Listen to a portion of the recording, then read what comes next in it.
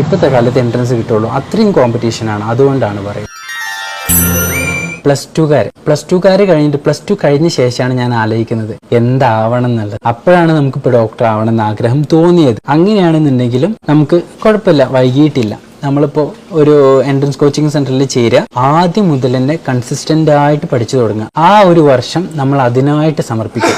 കാരണം ഇപ്പോഴത്തെ തന്നെ ഭയങ്കര കോമ്പറ്റീഷൻ എന്ന് പറഞ്ഞാൽ ഞങ്ങളുടെ കാലത്തൊക്കെ എന്ന് പറഞ്ഞാൽ ആദ്യം നീറ്റ് തുടങ്ങിയ സമയം അന്ന് 558 മാർക്ക് ഉണ്ടെങ്കിലും കിട്ടുമായിരുന്നു.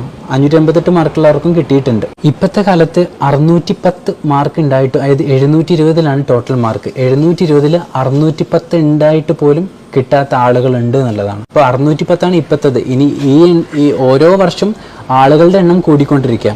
കഴിഞ്ഞ വർഷം 22 ലക്ഷമാണെന്നുണ്ടെങ്കിൽ ഇപ്രാവശ്യം നമുക്ക് ആപ്ലിക്കേഷൻ വന്നിട്ടുള്ളത് 25 ലക്ഷമാണ്. ഇനി ഓരോ വർഷം കൂടുന്തോറും ആളുകൾ കൂടിക്കൊണ്ടേ ഇരിക്കുള്ളൂ, കുറയാൻ പോകുന്നില്ല. അപ്പോൾ അതുകൊണ്ട് തന്നെ നമുക്ക് ആ ഒരു വർഷം നമ്മൾ റിപ്പീറ്റ് ചെയ്യാൻ ഇരിക്കുന്ന ഒരു വർഷം നമ്മൾ അതിന് മാത്രമായിട്ട് കൊടുക്കുക. അല്ലാതെ വേറെ എന്തെങ്കിലും ഫോക്കസിൽ പോയിട്ട് ഇപ്പോൾ നമ്മളിപ്പോൾ എൻട്രൻസിൽ പോയി ചേർന്നു, എല്ലാവർക്കും ഉണ്ടാകുന്നൊരു കാര്യമാണ് ആദ്യത്തെ ഒരു 4-5 മാസം നല്ല ഫോക്കസ് ആയിട്ട് പഠിച്ചിട്ട് പിന്നെ ഇങ്ങനെ ഉഴപ്പി തുടങ്ങും. പിന്നെ ലാസ്റ്റിക്ക് ഇരുന്ന് പഠിക്കാമെന്ന് വിചാരിച്ചിട്ട് പോകും. പക്ഷെ അതുകൊണ്ട് ഒരു കാര്യമില്ല. നമ്മൾ അത്രയും കൺസിസ്റ്റൻ്റ് ആയിട്ട് നമ്മുടെ ഫോക്കസ് ഇതാണ് എന്ന് വിചാരിച്ച് പഠിച്ചാൽ മാത്രമേ ഇപ്പോഴത്തെ കാലത്ത് എൻട്രൻസ് കിട്ടുള്ളൂ. അത്രയും കോമ്പറ്റീഷനാണ്. അതുകൊണ്ടാണ് പറയുന്നത്.